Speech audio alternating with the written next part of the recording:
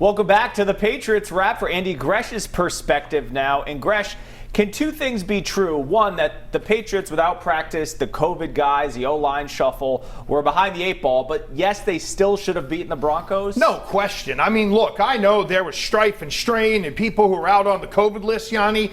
But look, when they went to Kansas City and Shaq Mason wasn't in the lineup, and we were lauding Justin Herron and Michael Onwenu for a great performance, we know those guys can play up. And again, it's the Broncos, for crying out loud. Too many mistakes all the way around. Turnovers. Guys like Ryan Izzo have a chance to catch the ball and they put it on the ground. It felt like one thing after another. And while I agree with you that, yes, you have to take that into account, there was still 5 functioning offensive linemen there that should have performed a heck of a lot better than what they did today. So you can't ask the question, were they prepared for the game? Because clearly they only had one practice. But if you roll out a football between 11 guys and another 11 guys and you have the best coach in the game's history, you should win that game. So what was it specifically? Obviously, we know the offense didn't score until the fourth quarter, but you blame it on that unit? Yeah, the offensive line did not play well. And in fact, Isaiah Wynn probably played one of the worst games of his career in New England.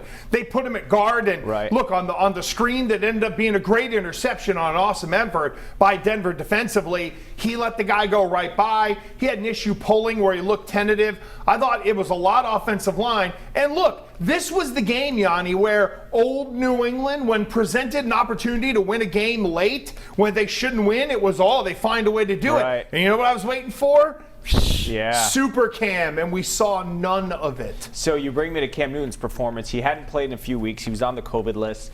Threw the 2 interceptions, and it felt like he held on to the ball too long. How would you grade his performance? In fact, in the Providence Journal at 997WPRO.com, I gave him a D because he did hold on to the ball too long. He didn't do a good job of trying to, at some point, realizing, hey, man, nothing's working, nothing's getting open. I'm going to have to slide out of the pocket more and make some plays with legs.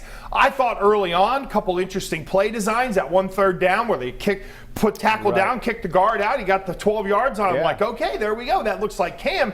And then you really didn't see anything out of Cam running the ball until he had the big run in the fourth quarter to at least get him within shouting distance. Do you think the desperation plays with the trick plays with Edelman throwing the ball twice were out of desperation or out of creativity? Complete desperation. It was, we got nothing left. Our offensive line is letting us down. Let's go to the Edel pass or figure out what we can do. And you know what? I mean, they weren't that far from finding a way to pull the proverbial rabbit out of the hat, because when they went for 2, which people disagreed with, okay, it ended up working out for him. You get the turnover. Here you go. All right, now you got a chance. And then, again, I was waiting for Super Cam to show up, and it just didn't happen. And we're used to Tom Brady, who looked pretty good against the Packers today, to pull that out of his hat. So let that discussion shimmer in the coming days and weeks if the Pats continue to struggle. All right, just getting started with Andy Gresh. After the break, we'll go back to Foxborough, highlights from around the NFL, and much more coming up on the Patriots Wrap.